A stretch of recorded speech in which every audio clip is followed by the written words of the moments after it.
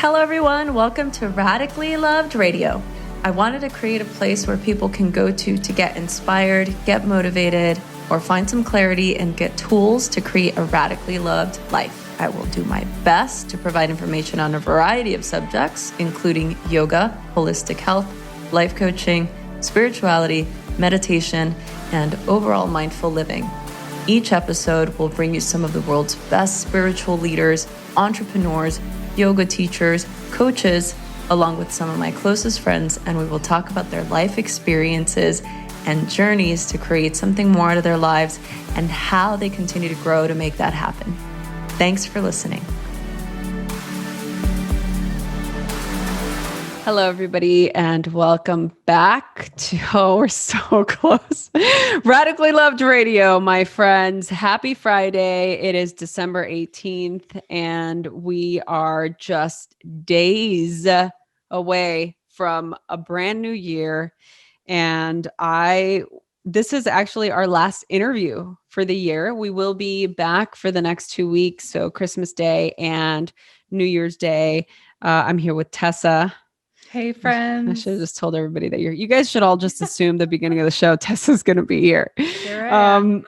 And yeah, so next week, the next 2 weeks, we are going to do a 2020 recap. So definitely tune in. We're going to talk about the things that we've learned, and what our intentions are for the new year. And we're going to leave you with some tips to how to create the best 2021 that you possibly can. I will also be sharing my latest resolution book.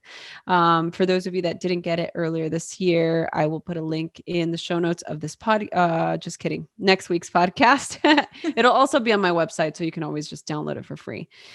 Okay, that being said, how are you? Are you surviving? Yeah. Do you know what? Honestly, What? I don't know why.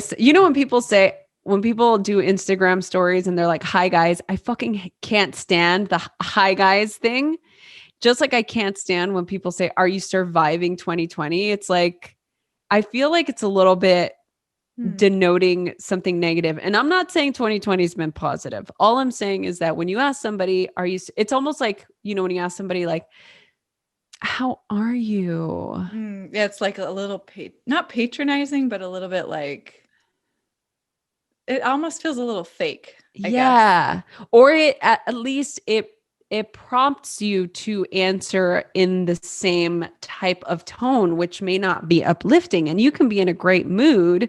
You could have had the best year of your life this year. And if somebody says, "Are you surviving 2020?" It almost feels like, yes, but just because I know that, look, there's been a lot of people that have suffered a huge tragedy this year, and I do not want to minimize that at all. In fact, I feel like that's where this whole surviving thing is coming from. The collective, we are in the middle of this huge upheaval of unlearning and learning new ways of being. But I also feel like let's prompt ourselves for positivity. Yeah. Right? And don't dim your light to like meet someone where they're at, right? We all need those people to look up to too, and to gain insight from and be encouraged by. Yeah.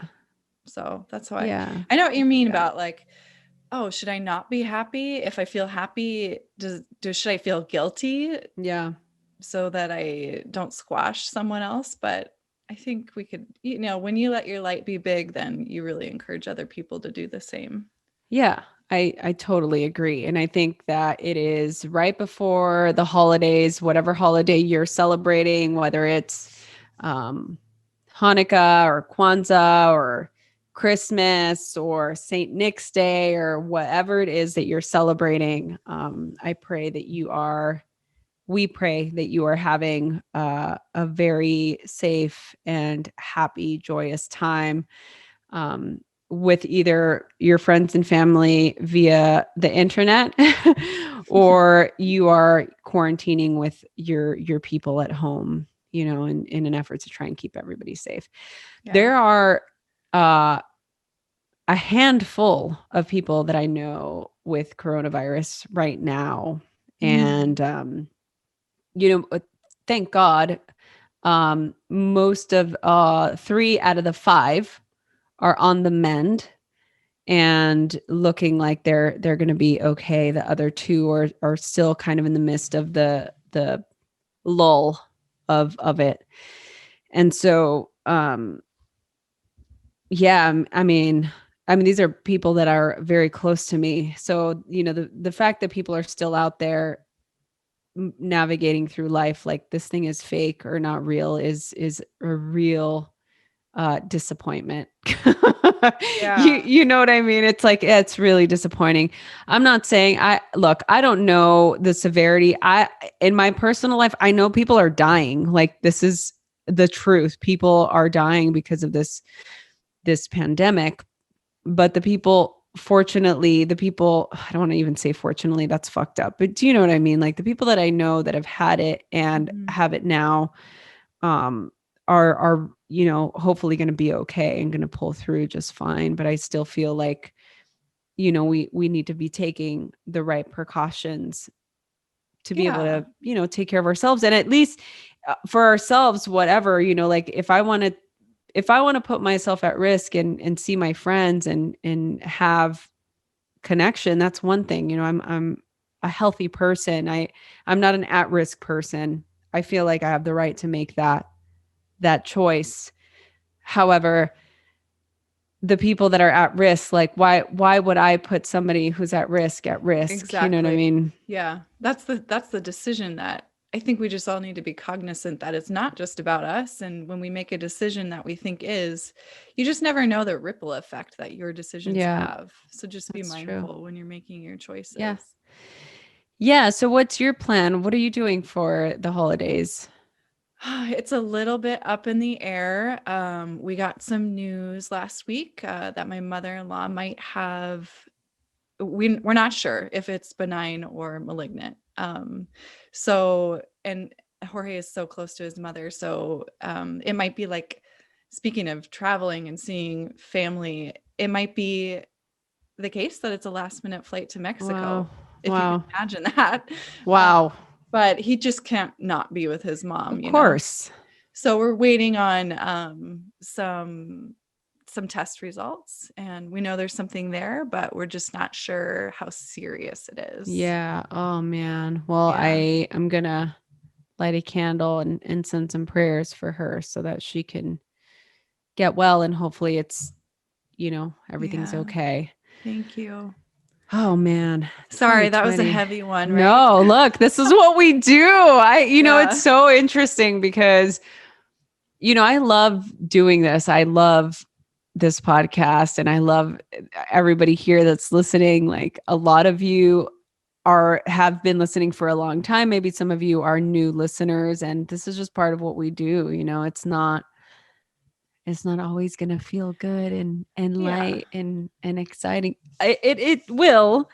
Ultimately, it's really about, how we decide to shape our mindset, how we decide to perceive the world, how we've been conditioned to perceive the world, and our willingness to shift that perspective. Um, Mhm.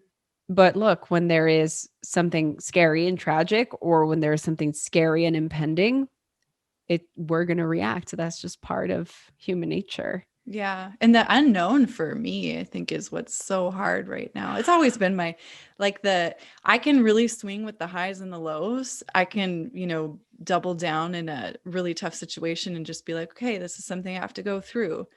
But it's always been the unknown that freaks me out the most, that gray Yeah. area of like, I don't know. I don't know if it's going to be okay. I Yeah. could deal with it if I knew it just wasn't going to be okay. Do you know Yeah. what I mean? Oh, 100%. I always default to this. I like to deduce things. I like to minimize things to make myself feel better. It's like I have a problem or I have an issue, or if I'm something I'm really scared of, it feels so paralyzing and big, right? When you have no Yeah. control. I mean, that is the worst feeling. The most debilitating feeling we can feel is feeling out of control or uncertain. Yeah. And if we can get ourselves to a place where we can minimize the gloom and doom and intensity of that, then we're at a better place to be more wise, to act from a wise place as opposed to being reactive. Mm-hmm. I always like to think that we are on living on a rock that's spinning in the middle of space. It's okay if we feel a little lost and uncertain sometimes. I know, it makes sense, right? Yeah. It's What's like, crazy is like we can actually stand up on a rock that's spinning in space, that you I don't know. just fall over. Right. Exactly. I Gravity. mean, it's, yeah. I mean, the things that, look, pain is pain, hurt is hurt, fear is fear, love is love, excitement is excitement. Looking at the spectrum of the world, I can be driving today, actually, Tori and I were coming back from getting groceries, and we're driving through and I'm seeing like the palm trees, and it's a beautiful day and it's nice and warm in the middle of winter. Los Angeles. I know. I'm sorry. I'm rubbing that in. Oh, But I'm just like, wow, somebody, I often go into this really, you know, uh, existential place where I'm like, somebody is getting bad news today. Somebody is getting good news today. mm-hmm. Somebody is having the worst day of their life today. Somebody's having the best day of their life today. Somebody is not going to be able to go home to see their family today. And somebody is going to be so grateful that they got to come home today. And so I think about the juxtaposition of the spectrum that we go through just as human beings in a day. And I reflect to this, crazy year that we've had dealing with the ups and the downs and the destruction of what we knew that is no longer the norm, and how debilitating that can be for some and how empowering that can be for others. And what do we have to lean on as support? Yeah. I love that you're able to think about that, you're able to hold both of those is simultaneously in your mind, that you don't just go to the somebody's getting the worst news of their life, somebody's never going home. Oh no, that's That it's depending on the, always yeah, but for me it did, and Sam, I'm sure for everybody else out there, even for you, it depends on the day. Oh, sure. I was able to hold that today. Mm-hmm. The way I gauge it is like, I did my practice, I did a run, I'm feeling good, like I'm open to hold whatever comes. But if I'm in a place where I'm just depleted, like had this been last week, I probably would have been like, what the fuck is the point? What is the point of all of this? We're an experiment in a petri dish. Like, what is the purpose? And I think everybody goes through those feelings, those moments. Oh, for sure. I remember I always have those kind of existential moments when I'm driving across the bridge. Yeah. And I'm like, oh my God, this could be my last time driving across this bridge because it's so old and it needs to be replaced. Or like when I was commuting to work in San Francisco from the East Bay to the city, and I'd be underwater, like you're underwater for a good 10 minutes. It's just a weird. That's wild. My mind would go into the depths of the dark night of the soul. Yeah. Oh boy. Oh, I didn't turn off my email. Damn it. Whatever. Sorry. God, that was so good too. It was right in the middle where you were saying that. I'm leaving it in. God, it's so true, Tess. And wow, that's intense to be thinking about that. Yeah. I think part of why I love learning about yoga and tantra and mindfulness and Buddhist philosophy is because it is very centered on, we're practicing because at the end of the day, it's going to make it easier for you to get to that place of surrender. Mm-hmm. Yeah. The ultimate surrender. Right. Mm-hmm. And it can be very morbid. And I think a lot of people don't enjoy being in that space. And I'm not saying I enjoy it. I think it would be a little morbid for me to say, oh, I enjoy being in that place. I think there are people that like to live in that. It's all, going to end like So, you just have to practice because it's all going to end at some point and there's no point. I think that's a little much. I'm the glass half full person Mm-hmm. for the most part, for the most part. Um, but I really do like just maybe again it has something to do with the way that I was raised, the way that I grew up, but I'm very much a realist. Like I think it's important for us to look at the reality of the things that are right in front of us, because if we spend too much time living in the world of the esoteric, I feel like it makes it not that it's not beautiful and romantic. Oh, I love being in the esoteric, Mm-hmm. past lives. Take me there. I love it. I want to live there. I want to be a mermaid, all of the Mm. things. But it makes it harder to come back to the reality of where I have to function in the world and going to the grocery store and seeing people in the eye and having to sit at the computer and do my accounting and pay my fucking bills and like just do the mundane things of every day, like folding my fucking laundry, which I hate doing. Those things Yeah. that you have to do, that you can find beauty in all of it. You can find I this like what? I'm just thinking the magic in the mundane, the Yeah. everyday, the magic of folding your laundry, of doing your dishes, of um, waking up in the morning to rain and having to go about sitting at your computer and writing emails and but if you can find the magic in that, is there something about it that brings you, whether it's joy or fulfillment or peace, or like for me the joy is checking that thing off my to-do list. I love checking things off my to-do list, whether it's You like, do love that. You even love though it I so love my much. to-do list, or they bring me a lot of joy and fulfillment. Yeah. Tessa is a listographer. Mm-hmm. I think She somebody's actually said that about me once. Oh, she's really good at making lists, or like this is a thing that I would put on my resume. Oh, What? No. what? Really? Oh, that's so good. Well, I have a past life in the corporate world, and Right. There you go. There you have it. so yeah. There you have it. Oh, I love. Okay, well, apropos, let's come to today's guest, which is our last guest of this year and of the season. Question mark? Yes. Okay, Yes. great. Correct. Wonderful. Yeah. Yeah. So, Maren Altman is here today, and I am just so excited to share this conversation with all of you. I found her, I say it in the interview, but I'll say it again. I found her on TikTok. I was doing a partnership with TikTok. And so I went on there and I was doing some videos, and she stumbled into my feed, and her like everything. She's such a character. She's so funny and super smart, and went viral because she predicted the election like way back right at the beginning of summer or something. And it's really fascinating. She is an astrologer. She's 22, which I find she's the same age as my little sister, but this girl is just such a little firecracker, and she's so smart and is just a force to be reckoned with. I'm excited to watch her grow.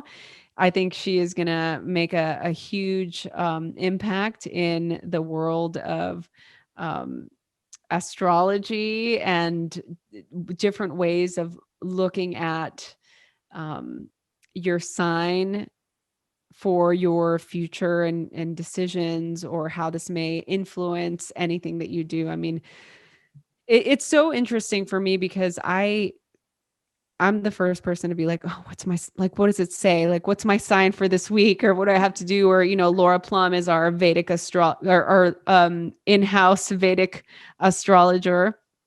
And I always find it fascinating, the correlations between Vedic astrology and numerology, or um, astrology. I don't want to say regular astrology, but what is it? It's like I mean, isn't there an umbrella term of astrology? astrology. Yeah. Yeah. Yeah. So this girl is very gifted. I think she's very in tune. She's been doing this for a long time. And I just loved her story. I loved getting to know her. She was so open with us, sharing her beginnings and her passion and why she decided to get into this field. And she also shares with us her predictions for 2021 for all of the signs. So be sure to stay tuned for that because she goes in, and I wanted her to basically tell us what we have to look forward to in the next 2 years. And she answers that as well. And for those of you who are afraid, fear not. The outlook is good, but it's not going to be without its challenges. But it's good, which is good, right? It's so good. Oh, okay, I'm good. picturing like, those magic 8 balls that you would Yes, shake and yeah. outlook good. Outlook. Unknown. Outlook. What were the ones that were scary? Um Yeah, Scary like, one. I keep like check back again later was oh kind of like, yeah. Oh, I did I not don't know like how I that. feel about that one. Mm-mm. Outlook not good. I think is just not good. I think that's the big I asked her a question about that too. She talks about her dealing with the rapid uh overnight growth. Basically, she went viral, and she talked about the obstacles she's been having to deal with, that and her own mental well-being and her own bandwidth for dealing with all of that. Oh fuck, I forgot the email again. Sorry. I didn't even hear it Guys. that time. It's like got Um quieter. Yeah, so I'm excited. I hope you guys are excited. This is our last interview, so do not forget to tune in next week, Christmas Day and January 1st. Tessa and I are doing a special show together. We're going to talk about the lessons that we learned this year, and we're going to give you some tips to creating a powerful intention for 2021. I'm also going to link my resolution book for 2021 so that you can have a nice workbook to start your year. Maybe you are inspired to create a vision board and to just shift your energy, clear yourself from 2020. Say good riddance. Maybe now that we know what to look forward to, we can start the year from a fresh new place, and we can make goals and make plans that feel in alignment with our highest good. Yes, please. Yes, please. And one other thing for those of you that are interested, if you've been following me on Instagram, you've seen that I've been posting my link for IIN. Any of you who are interested in becoming a health coach, or you've thought about it, there is a free webinar or a free course that you can do. If you go to radicallylove.com, you can either click the link on the banner there, or you can go to the link that I will provide on the show notes of this particular podcast. Becoming a health coach for me 10 years ago, I can't even believe it's been 10 years, was a life-changing decision that ultimately led me to creating radicallyloved.com, which ultimately led me to creating Radically Loved Radio. So it was absolutely life-changing for me. And everything that I learned during my time at IIN was extremely instrumental for me understanding what was happening with my own health. And it's allowed me the capacity and the knowledge to understand different ways that I can serve my highest self, my health, my mental health. And it also informed me on how to manage my business as a very novice entrepreneur 10 years ago when I decided to do that. So those of you that are interested in starting a new career, or if you're new career curious, definitely check out the link. If you mention that you heard this from me, you actually get $2,000 off of your tuition. So again, make sure that you use the link, or you can just use my name, which is Rosie, Rosie, and let them know that you heard it here first. So with that being said, thank you all so much for being here. We wish you the best holiday season. May your new year be filled with something new and exciting and positive and uplifting. And remember that you are all radically loved. We're so happy that you're here. Don't forget to subscribe, rate, and review wherever you get your podcasts. And I think that's it. Tessa gave me the nod. Here's our interview with Maren Altman.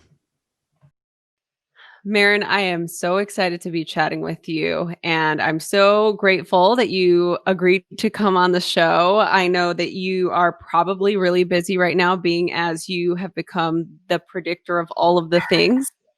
So I'm so excited to have you on the show. I know our audience is really going to love you, and thank you so much for being here. Yeah, thank you so much for inviting me and offering me the opportunity to speak.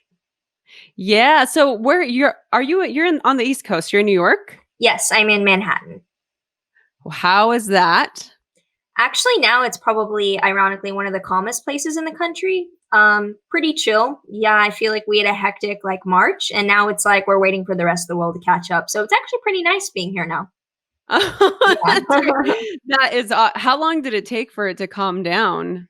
It was really just an intense like March, April. I remember there being like not near me, but in some other places like makeshift morgues for like the spring and just really intense visceral what is happening. And then I guess Oh, just the proximity of people meant that herd immunity actually happened here because now it's pretty much back to normal, but everyone wears a mask. yeah. Yeah. Yeah. So I want just to give the listeners a little bit of background. I don't know how I started following you.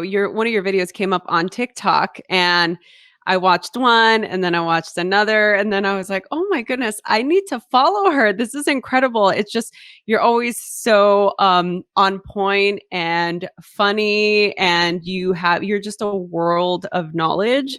When especially with the signs and predicting the election, which is a big thing. I'm sure you saw a huge spike in your followership. So I have two kind of questions. You can answer them both. The first one is, how did you get into this? And the second is, what's it been like to have been validated with the prediction of what was going to happen with the election?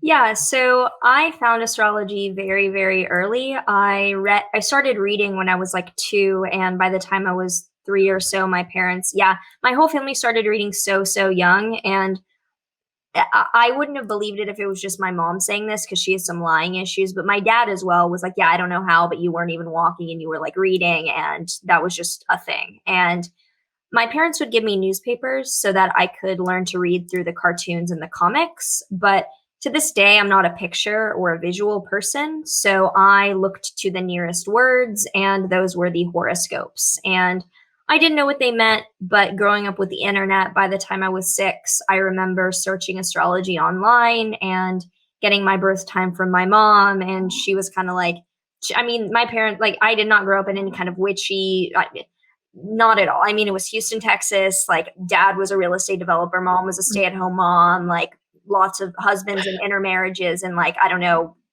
Christian community drama, but like not at all witchy or anything. Very, very waspy. Not my family wasn't, but the community was. So my mom was like, okay, whatever, here's your birth time. And I had my chart when I was 6.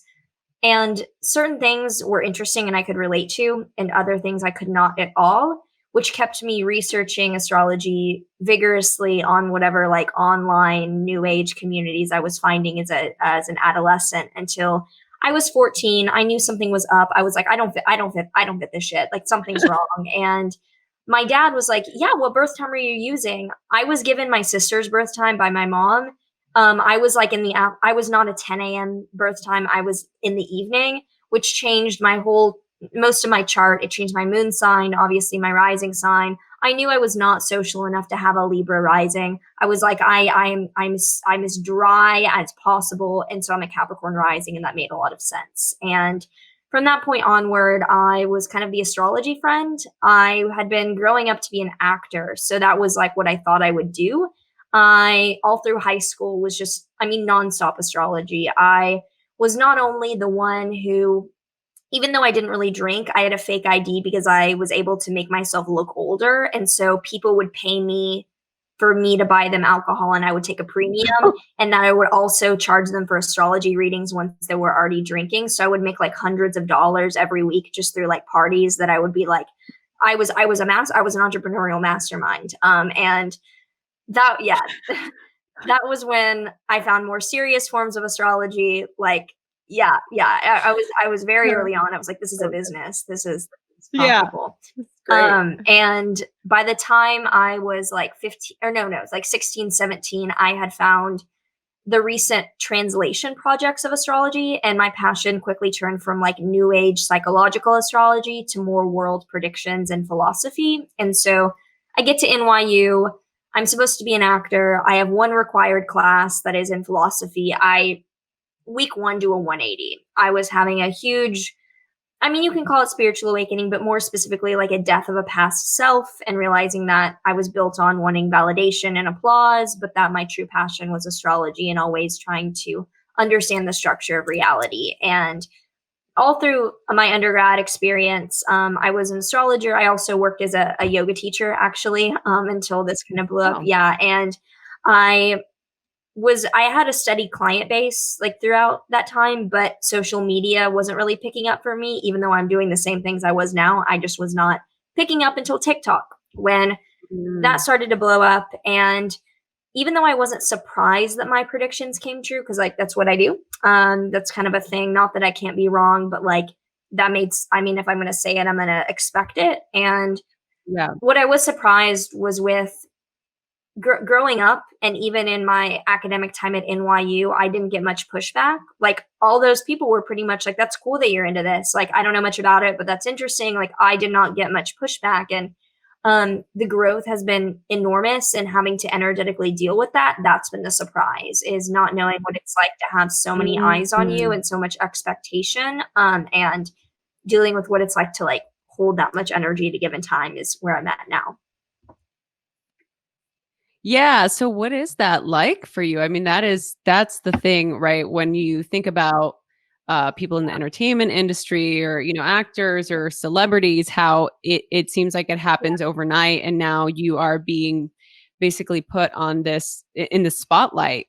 And one of the things that I always find interesting for people to talk about is energetically. Yeah. How do you deal with that? Because as humans, like, and you'll know this as a yogi, that we have a certain amount of bandwidth energetically. So how do you manage that? I use the word bandwidth a lot myself as well, because I always knew that I wanted to change the world and do it big. Like I always knew that I wanted to own businesses and have my reach in the society, but I didn't understand the difference between feeling like you have made it past depending on others' approval. Like it's one thing to be like, okay, I am no longer looking for external validation. I'm living my life. It's another thing when it's like millions of eyes on you, trying to leech, kind of grab on, throwing expectations. I can honestly say that growing quickly has been the most difficult mental health journey by far of my entire life, because it's been so fast within the past few months that there was a point, especially during just the chaos of election season, where there were some issues with TikTok drama of creators that I didn't even know not liking my content. And I follow just finance accounts. I follow like finance and crypto and stock. Like I don't follow astrologers. I don't know what they're doing on TikTok. I follow professionals in the space, but not TikTok astrology. I don't know.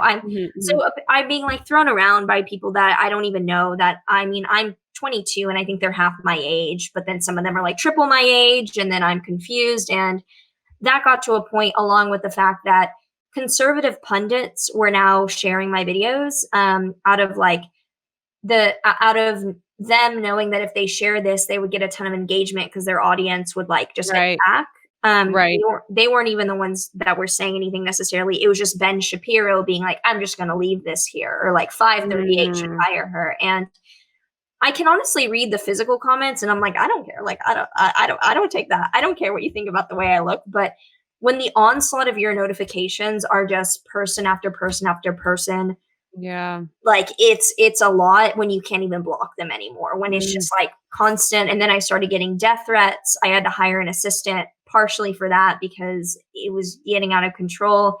I started, I'm not someone that like throws up often, but I was throwing up every day because I could not like, I'm pretty open about being both pretty like dry, but also like really, really sensitive. Like, I don't know if other people just don't talk about this or if they just don't care, but I mean, any little comment, I'm honestly going to have to breathe through it, no matter how anonymous it is. It doesn't matter if I have almost 800,000 TikTok followers. If I get any comment that's like rude or demeaning, like that's going to take a moment for me to deal with. Yeah. So honestly, just the way that I've been dealing with it is prioritizing my spiritual practices like yoga and meditation, and knowing that I don't have it figured out. I don't have this solved. I'm like in the middle of still the battle right now. And I feel like I'm adjusting in a way. Like, you get used to the turbulence and this is your new reality. So I don't have an answer, but I can say that I probably would not have been able to keep posting had it not been for the years of preparation I now see I was doing with my yogic path. Yeah. What is your support system like? I mean, are you close with your family? Like, do you have friends that you can lean on? Like, what does your support system look like? I am one to overwork to an extent where I've noticed that if I'm left to my own devices, my go-to is not reach out to friends. It is not, reach out to family. It's like I can fill this time with something that'll provide me with more content or revenue, or like I will fill every space in my day with that. So for months until a few weeks ago, I had not reached out to anyone at all. Like, people online knew that I was struggling because I was pretty open with like, I literally don't know how influencers don't talk about this because this has taken over my life. Like, this is not what I signed up for. But it was the breaking point of like not being able to keep food down that I started going back to psychotherapy that I hadn't been to since early on when I was in undergrad, and being pretty open with my dad's the only person in my family I'm really close to. I have siblings and we're like close, but there's a huge age gap. And so even though they're aware of what I'm going through, it's not really a dynamic where I can ask them for specific things, even though their support has been helpful. And I just like let my dad know like how insane what was happening was. And he got me like legal help to where like now there can be things happening where I don't feel like completely unsubstantiated. But I'm now letting myself do things like I will pay for acupuncture. I will pay for these things so that I cannot avoid the self-care. And that's been my support system now, is holding myself accountable with these measures. Yeah. Wow. That is, it's so much. I mean, I have a little sister that's your exact age.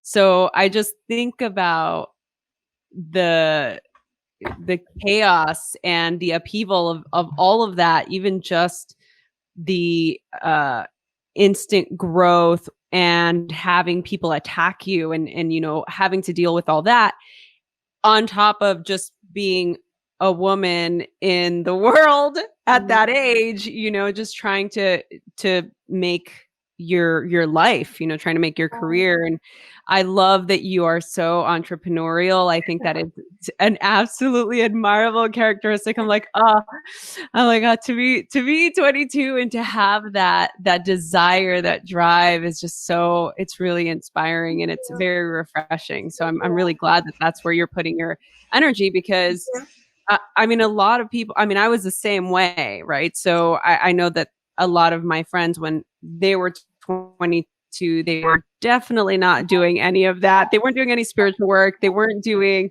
any future thinking. They were like partying and just, still most of them living with their parents, which there's nothing wrong with that, right? But I think I'm going to just tie this back into the spiritual path, and what you're doing is something that is, at the end of the day, it's providing an incentive for people to be excited about what's to come. Right. So what is it that lights you up so much about doing this type of work? I consider astrology or numerology and chart reading as a part of a spiritual practice. Yeah.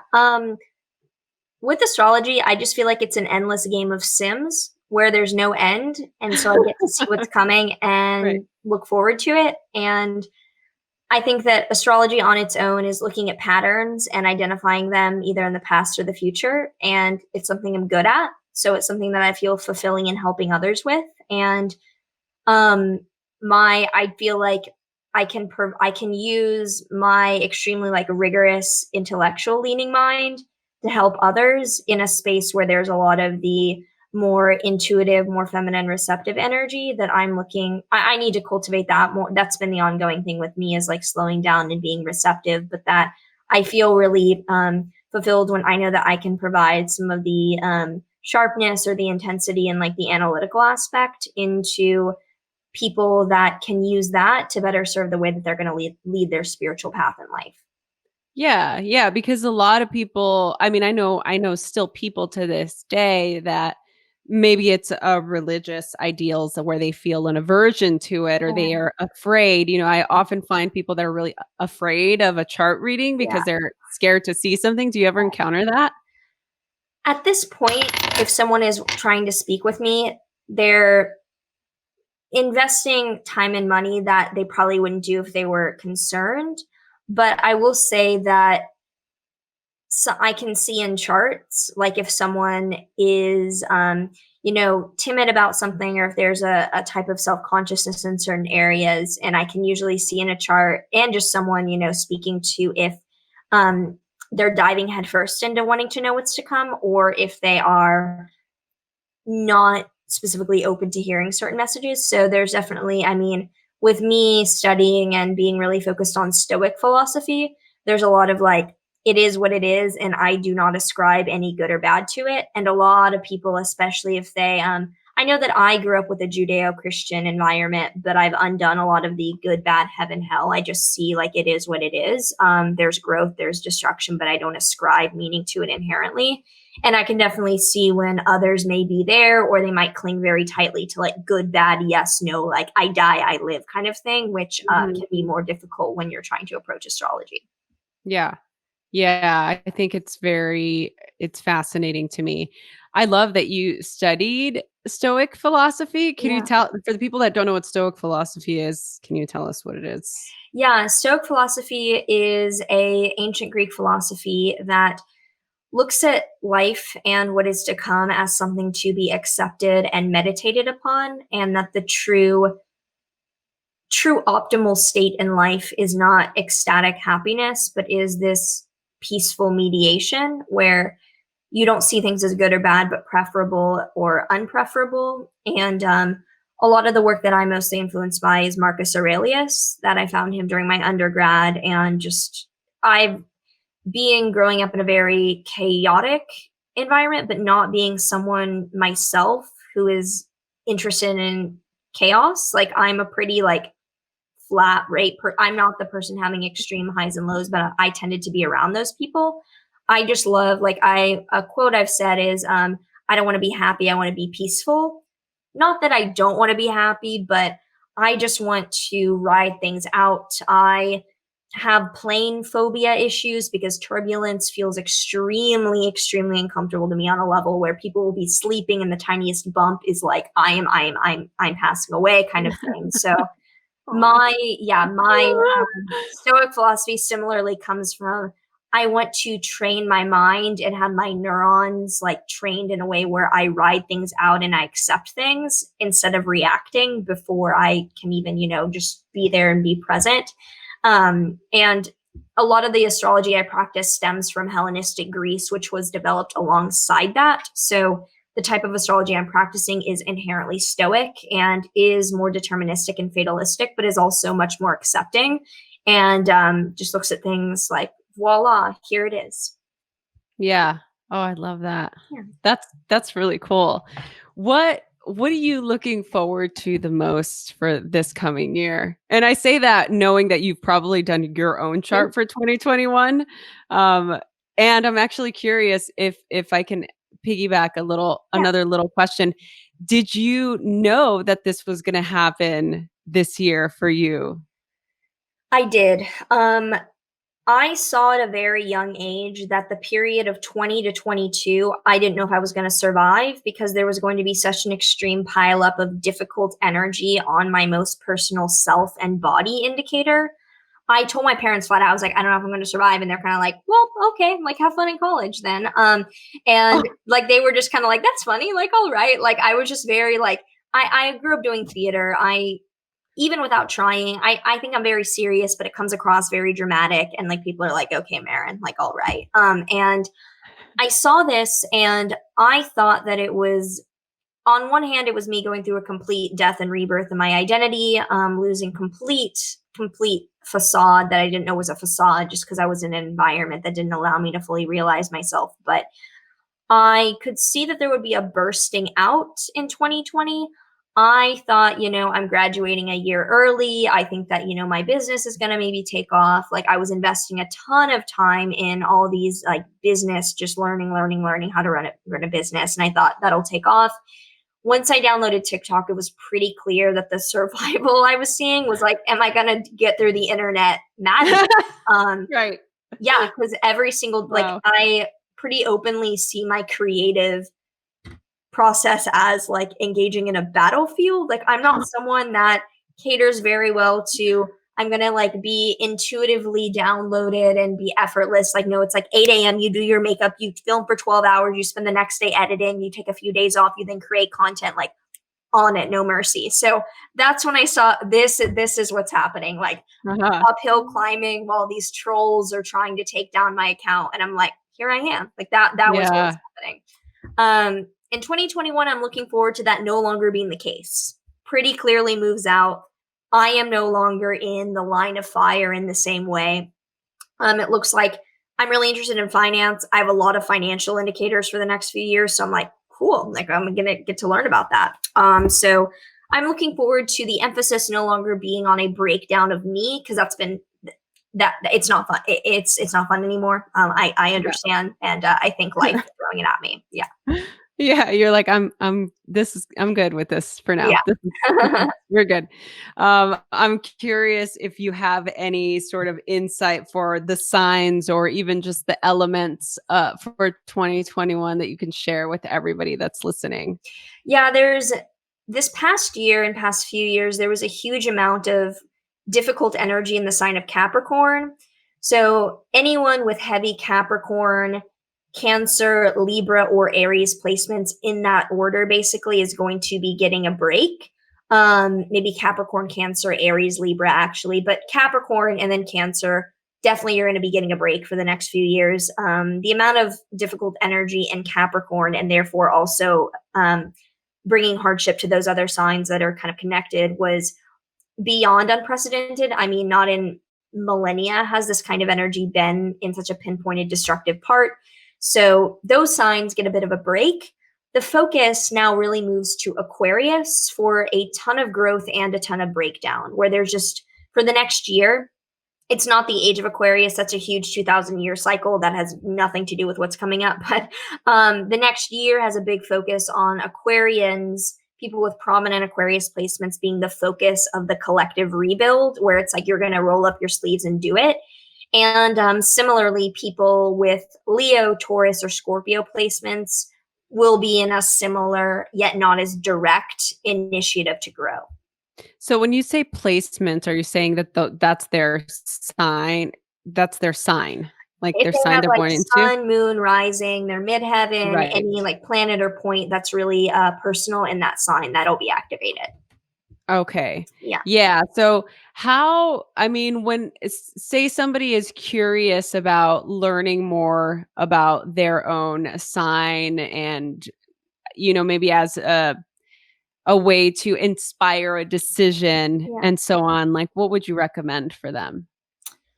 I would recommend doing a bit of research into like basic signs, houses, aspects, planets, things like that, because there's a lot of hunting and pecking online and a lot of absolute, I don't know who is saying this in astrology. Like there's a lot of people who don't think astrology is legitimate, but they have fun saying things, and that actually distorts it for like the professionals in the field. So shameless plug, my YouTube has some good videos to start and I have some webinars, but I think that taking a day, taking an afternoon to see, okay, let me research the history and like the foundations can save you literal years of ending up on forums with people who God knows where they're getting their delineations.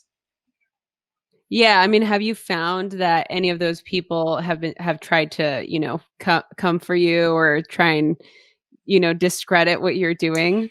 Yeah, and they're not usually like my fellow colleagues and professionals like know me, but there's only so many of us. And so I do get people who might think that Tumblr astrology is the actual astrology, taking like inadvertent offense to when I'm like, Mm. actually, it's not the age of Aquarius. That's a completely different thing. It's not a social movement. Like the song kind of has completely, like, there's an actual astronomy behind it. It's not really for a couple hundred years, but that kind of thing where I can just like gradually be like, hey guys, this is actually what it's referring to, and people uproar. I think that the fact that I like to present myself dramatically because that's fun for me, sometimes that can be like you can't take up a lot of physical space and a lot of intellectual space. Like that is just cognitive dissonance for some. So yeah, I do get that, and that still is part of the ongoing. How do I health wise deal with that? But Yeah. on some level, if it's like someone that I completely can't even respond to because it's coming from such a place of not lack of knowledge, I'm like, okay, you can have your explosion. Yeah, yeah. No, that's great. I love watching your videos, even on Instagram, like it's so funny. If you don't follow her, please do. I mean, she's so brilliant and now that I know you have a theater background, it all makes sense. Like as you were saying that, it was all clicking. I'm like, because as I watch these videos, I think, wow, this girl needs to have her own show. Like she needs to be on Still do, yeah. television. Like she, and it's really great the way that you very playfully denote characteristics of each sign Yeah. with music. It's so good. Um, and yeah, so we will definitely be linking your YouTube channel and Cool. all of the links that we've talked about on the show notes of this podcast so people can go and learn more. Cool. One other thing that I want to ask you, and I want to be mindful because I have so many. Obviously, selfishly, I'm like, okay, this is the time I was born. I'm a Cancer, and this is what's happening. Without going too much in depth, I already asked you about 2021. What do you think for the people that are at home? We're still in the middle of this crazy pandemic, and we're talking right before the holidays. I don't actually know exactly when this is going to come out, so I might have to edit this out. But for the people that are just trying to gather themselves for the end of the year, they've been, by themselves for a long chunk of 2020, and they're just wanting something to look forward to for 2021. What would you say to them? I would say that the energy of 2021 is more of a mixed bag than 2020, where 2020 was objectively like, oh shit, like to say the least. I mean, like no astrologer was like, this is like the away, like no astrologer was heading into this with anything but like this looks insane. And 2021 has pros and cons, not just cons. So we're going to have an alignment of Saturn and Uranus that has coincided throughout history with the liberation of oppressed peoples, which does indicate struggle. But like every time that this occurs in the world, and specifically with this dynamic in the US, really great, inclusive, progressive legislation is passed.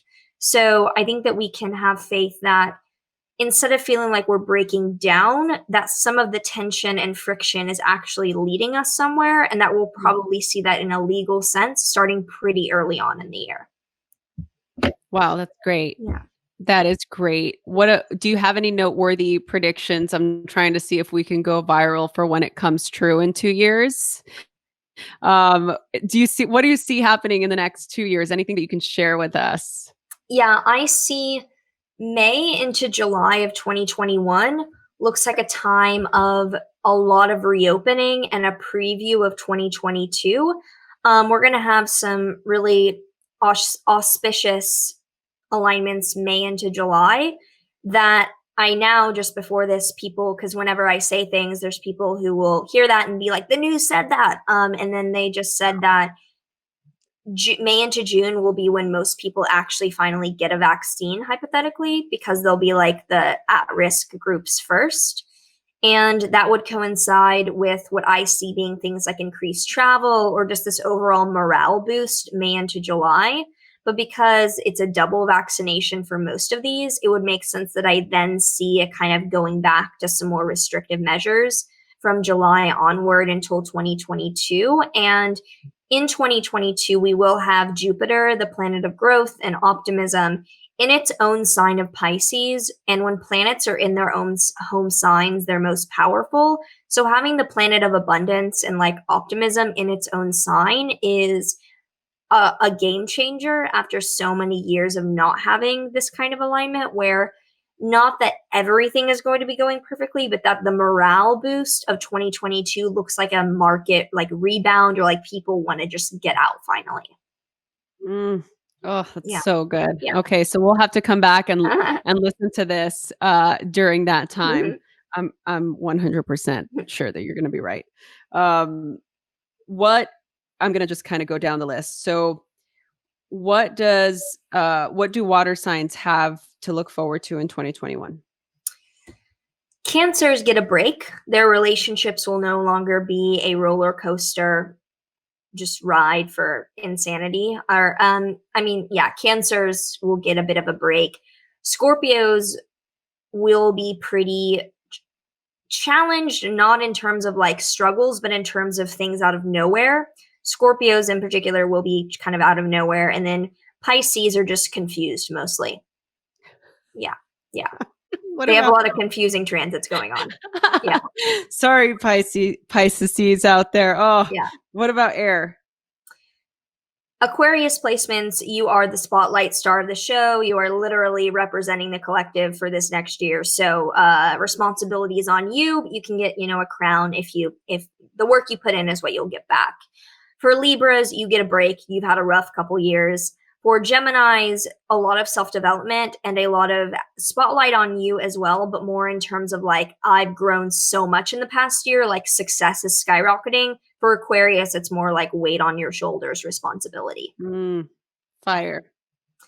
Aries, you get a break. All the cardinal signs get quite a break. Aries is going through it right now. They're probably very frustrated and very aggressive, so you get to calm down. Leo will kind of go through it. Likely other people in your life will be demanding things. And so Leo is similar to Aquarius, going to be really like on their shoulders. Sagittarius is actually a sign going through kind of an ego death or like an identity wipeout. So Sagittarius will have a much more internal, much more calm, spiritual kind of year. That's good. Yeah. And lastly, Earth.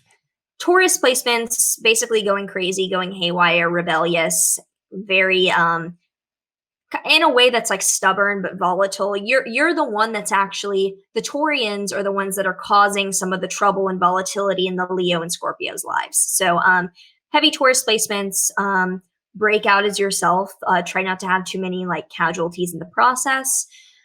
Virgos, you're a bit confused. You're really not the star of the show at all. Virgo placements are not particularly in the line of fire, so a bit confusing, but not actually too much going on there. And Capricorn placements, after nearly, if you did not pass away over the past few years, congratulations, you've made it. You get to literally recuperate and hand off everything to Aquarius. So Capricorn, you're done. You're done. You're done. You're out of commission. You're done. Yeah, I'm one of those. As a Capricorn rising, I'm out of commission and happy. Oh, that's so good. Maren, you are just so incredible. Thank you so much for doing that. I'm going to ask you the final question. And I ask this to all of my guests, and it's pertaining to why I started the podcast. And I want to just create a place for people to go to get inspired, to just feel a sense of community or to learn something new. The whole idea is that we are radically loved by God, source, spirit, baby Buddha, baby Krishna, whatever higher power of your understanding, that we are radically loved. The universe works for us and not against us. And so the question to you is, how do you feel radically loved? I feel radically loved when I take time to feel radically loved and don't run away from the present moment. So when I rail back in the monkey mind, when I hold myself accountable to stay present, that's when I feel radically loved, when I remind myself that I am. I love that. Thank you so much. This has been extremely enlightening, to say the least. I am just so inspired by your tenacity, your dedication, your entrepreneurial spirit, and just your light. I mean, you really are just starting, and I'm so excited to be following your journey, and I can't wait to see you on the big screen one day. Thank you so much for having me and being able to share en route to that place one day. Thank you so much. Thank you.